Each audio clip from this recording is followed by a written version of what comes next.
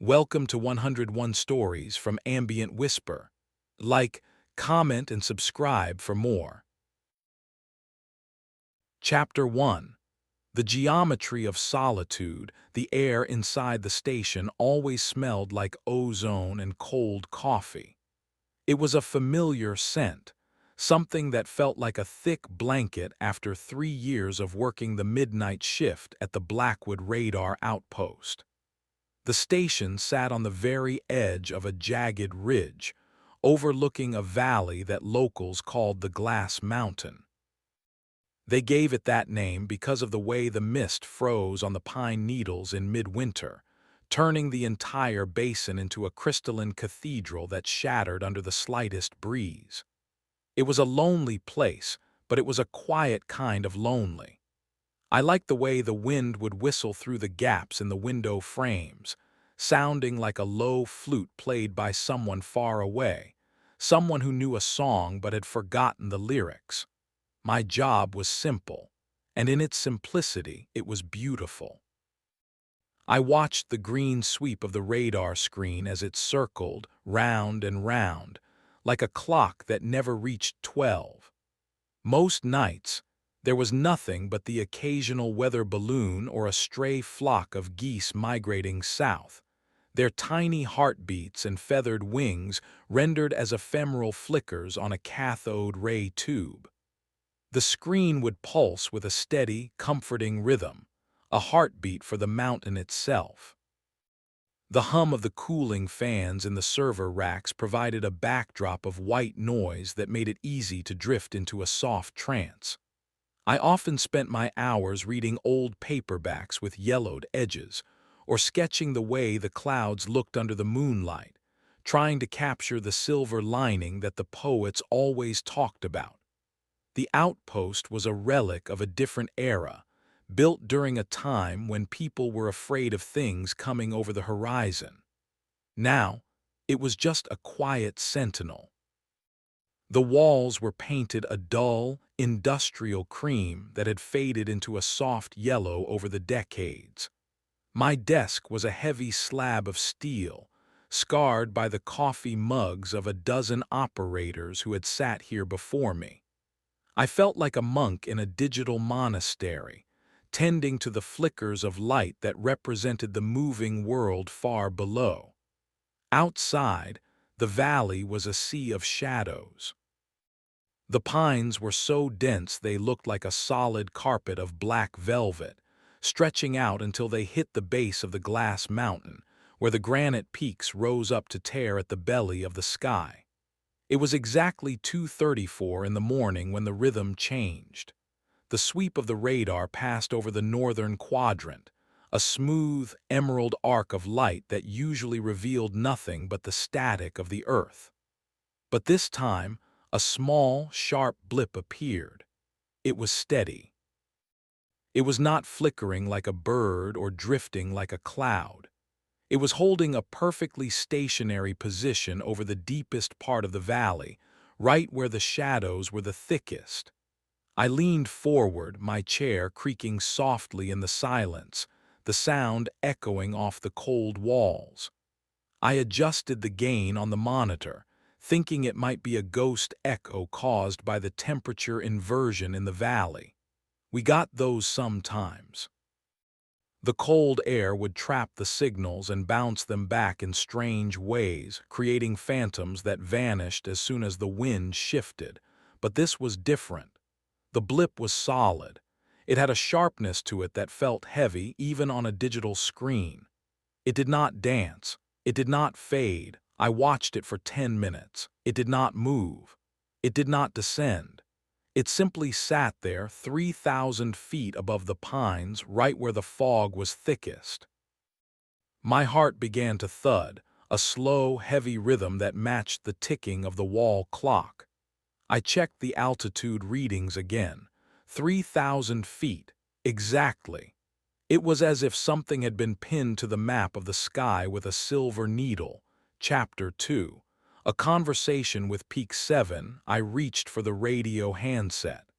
The plastic felt cold in my hand, a biting chill that seemed to seep through my skin. I dialed the frequency for the nearest neighboring station, a place called Peak 7, located about 50 miles to the west.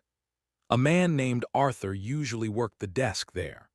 Arthur was a veteran of the service, a man whose voice sounded like gravel being turned over by a shovel. He had seen every glitch and gremlin the system could throw at a person, from solar flares that turned the screens into static to the rare, haunting echoes of planes that had crashed 40 years ago. Arthur, this is Blackwood. Do you have anything on your northern sweep? Over. There was a long pause filled with the soft crackle of static that sounded like dry leaves skittering across a driveway. It was a lonely sound, the sound of the world breathing in its sleep. Then Arthur's voice came through, sounding sleepy and distant as if he were speaking from the bottom of a well.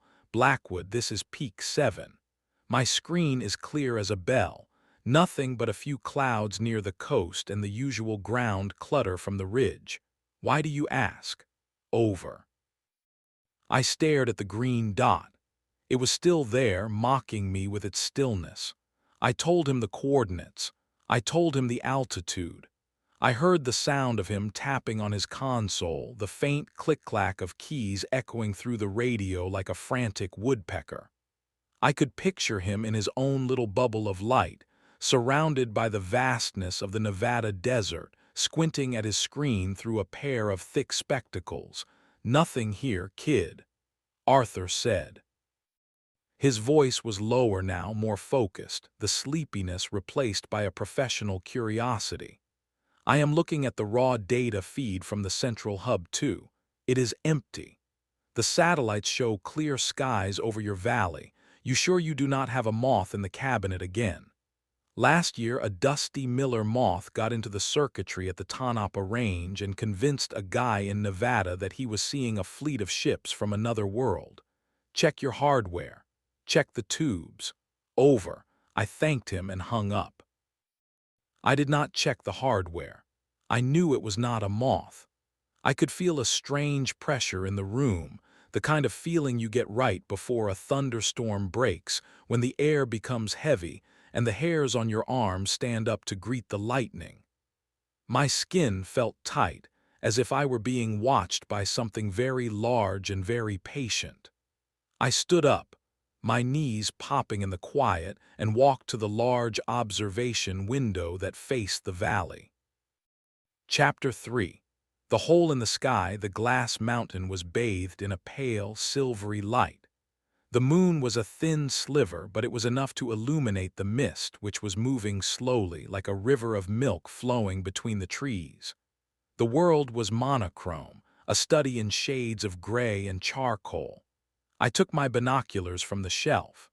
They were heavy, old military-grade optics that smelled of oil and aged leather. I pressed them to my eyes, the cold metal of the eyepieces biting into my sockets. I scanned the area where the blip was supposed to be, searching the void between the stars and the treetops. At first, I saw nothing but the gray-blue of the night sky and the jagged silhouettes of the mountains. I followed the line of the ridge, counting the peaks like beads on a rosary. Then I saw it. It was not a light. In fact, it was the opposite of a light.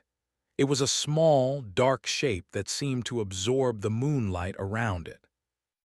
It was shaped like a teardrop or perhaps a smooth river stone, hanging perfectly vertical in the air. It had no wings. It had no engines. It did not flicker or glow with the neon intensity of a plane. It was just a hole in the sky, a piece of the night that was darker than the rest. It looked like someone had taken a pair of scissors and cut a shape out of the universe, leaving behind a void where matter should be. I felt a shiver crawl up my spine, but it was not a cold shiver. It was a quiet, humming vibration that seemed to settle in my bones, a low-frequency thrum that made my teeth ache. I watched it for an hour. It never moved. It did not drift with the wind, and the wind was blowing hard that night. It was as if the universe had simply forgotten to remove a piece of shadow from the world. I tried to call out on the open aviation frequency, asking for any craft in the area to identify themselves. I spoke softly into the microphone, my voice barely a whisper in the dark room, afraid that if I spoke too loudly the object might hear me. This is Blackwood Outpost to unidentified craft at coordinates 794. Please identify. Over. There was no response, not even a hiss of interference. Usually when you broadcast, you hear the comfort of the carrier wave, a soft hiss that tells you the radio is working.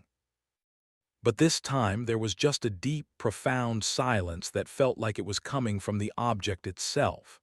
It was a silence that had weight. It was a silence that felt like it was filling the room, pushing the oxygen out, leaving me breathless in the dark. Chapter 3. The long watch, the hours began to stretch and warp. I didn't return to my desk. I stayed by the window, the binoculars never leaving my hands. The dark teardrop stayed exactly where it was. It didn't belong to the sky.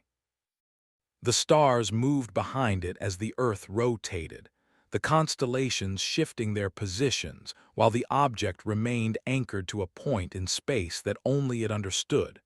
I thought about the stories the old-timers used to tell. They spoke of the mountain eaters, strange lights that would descend into the valley and never come back up. They spoke of people who went out to find the source of the glow and returned with their hair turned white as bone, unable to speak a single word. I used to laugh at those stories. I used to think they were just the product of too much solitude and too little oxygen. But as I watched that dark stone hanging in the air, the laughter felt like a distant, foolish memory. The silence in the room was absolute. Even the hum of the servers seemed to have faded into the background, leaving only that strange, internal vibration. It felt like I was being tuned, like a piano string being stretched to its breaking point. I started to wonder if the object was looking back at me. It didn't have eyes, but it had a presence. It felt heavy with intent. I thought about waking Miller, my supervisor. He lived in a small cabin 3 miles down the ridge, but what would I tell him? That I was looking at a shadow, that the radar showed a blip that Peak 7 couldn't see. Miller was a man of facts and figures. He didn't believe in shadows. He believed in maintenance schedules and budget reports. He would tell me to drink some water and go back to sleep. So I waited. I watched the mist swirl around the base of the glass mountain. I watched the frost crawl across the window pane, forming intricate patterns that looked like frozen lightning. I felt like the last person on Earth, the sole witness to a secret that the world wasn't ready to hear. The next morning, the sun began to peek over the ridge, turning the frost on the windows into a mosaic of gold and orange. The light was beautiful, but it felt invasive. It felt like it was trying to erase what I had seen. I had stayed awake the whole time, watching the shape until the light of dawn finally made it blend into the morning haze. It didn't fly away. It didn't vanish in a flash of light. It simply became part of the gray sky, its edges softening until I couldn't tell where the object ended and the morning began. Chapter 4. The erased night. When the relief crew arrived at 8, I felt like I was walking through a dream. My eyes were burning from the lack of sleep, and my head felt light, as if it were filled with the same mist that filled the valley. I went to the computer to save the data from the night shift, wanting to show my supervisor the strange stationary target. I needed to see those coordinates on the screen again. I needed to prove to myself that I wasn't losing my mind. I opened the log folder. The folder was empty. I stared at the screen, the white light of the monitor reflecting in my eyes. I refreshed the directory. I checked the backup drives. I checked the temporary cache. The logs for the previous 8 hours showed a flat line. There was no recording of a blip. There was no record of my radio call to Arthur. The system showed that the radar had been in a diagnostic loop since midnight, a standard procedure that occurred when the sensors were being calibrated. According to the computer, the radar hadn't even been scanning the sky during the time I saw the object. I felt a knot form in my stomach, a cold, hard lump of dread. I knew what I had seen. I had the coordinates written down on a scrap of paper in my pocket, the ink slightly blurred from the sweat on my palms. I reached into my pocket and felt the paper. It was real. It was physical, before I could say a word, before I could even process the emptiness of the digital records. My supervisor, Miller, walked into the small break room. Miller was a man who usually never arrived before noon, and even then he was usually wearing a flannel shirt and smelling of wood smoke. But today he was different. He was wearing a dark suit, the fabric stiff and expensive. His face was clean-shaven and his eyes were hidden behind a pair of dark sunglasses, even though we were indoors. Behind him stood two men I did not recognize. They were tall, wearing matching gray overcoats that seemed to swallow the light. They didn't move like normal people. They stood perfectly still, their hands folded in front of them, their faces as expressionless as the granite of the glass mountain. They looked like they were carved out of gray stone. Miller did not look me in the eye. He didn't ask how my shift was. He didn't complain about the coffee. He simply laid a single sheet of paper on the laminate table. It was a non-disclosure agreement. It was thick with legal language, mentioning national security, the Department of Defense, and the heavy penalties, both civil and criminal, for discussing technical malfunctions of the Blackwood array. Sign it, Miller said. His voice was flat, devoid of its usual warmth. It was a voice that belonged to a machine, not a man who had once shared a beer with me at the local tavern. What is this, Miller? I saw something. I talked to Arthur at Peak 7. You had a hallucination caused by a carbon monoxide leak in the ventilation, Miller said, cutting me off. We found the leak in the early hours. It explains the disorientation. It explains the visual distortions. We fixed the pipe this morning. You are going on a 2-week paid leave. You will not talk about the leak, and you will not talk about the screen. You will not talk to Arthur. Chapter 5. The humming silence. I looked at the two men in the background. They didn't say a word. One of them was holding a small black device, no larger than a cell phone. It was humming quietly, a sound that was almost too high to hear, but I could feel it. It was the same vibration I had felt in my bones the night before. It was the sound of the silence. I realized then that they were not worried about me seeing a plane. They were not worried about a secret military project. They were worried about me remembering the way the world felt when that object was in the sky. They were worried about the sight. I looked at the paper, then back at Miller. He looked tired. Underneath the suit and the cold demeanor, he looked like a man who was carrying a weight he couldn't put down. He gave me a very small, almost imperceptible shake of his head. It was a warning. I signed the paper. My hand was shaking, just a little bit, the pen scratching against the paper like the claws of a small animal.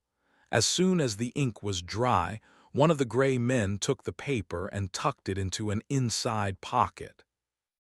They didn't thank me. They didn't say goodbye. They simply turned and walked out of the room, their footsteps perfectly synchronized. Miller stayed behind for a moment. He looked at the empty coffee pot, then at the window. Go home. He said softly, take the long way. Don't look at the sky for a while. I gathered my things in a daze. My sketchbook, my old paperbacks, my empty coffee mug. I felt like I was leaving a part of myself behind in that room. As I drove down the winding mountain road, leaving the station behind, I looked into my rearview mirror. The sun was high now, and the mist was still clinging to the base of the glass mountain. though it was beginning to burn off. For a brief second, the sun caught something in the center of the valley, deep among the trees where the shadows were longest. A glint of something smooth and dark, something that didn't belong to the forest. It was hidden deep within the pines, as if it had decided to come down from the sky and wait for me there, just out of sight. I did not stop driving. I did not look back again. I kept my eyes on the road, watching the white lines disappear under my car like a countdown. But I knew that the silence was following me home. I could feel it sitting in the passenger seat, a heavy, dark presence that didn't need words to be understood. I think about the glass mountain often now. I think about the way the frost looks on the needles and the way the radar screen used to pulse like a heart. I don't work the midnight shift anymore. I live in the city now, where the lights are bright and the noise is constant. But sometimes, in the middle of the night, the city goes quiet. The traffic stops, the sirens fade, and the hum of the electricity in the walls becomes a little bit louder. And in those moments, I can feel that same vibration in my bones. And I know that somewhere, in a valley filled with frozen mist, a piece of the night is still waiting for the world to turn. Thank you for listening. For more content and support, please like, comment, and subscribe.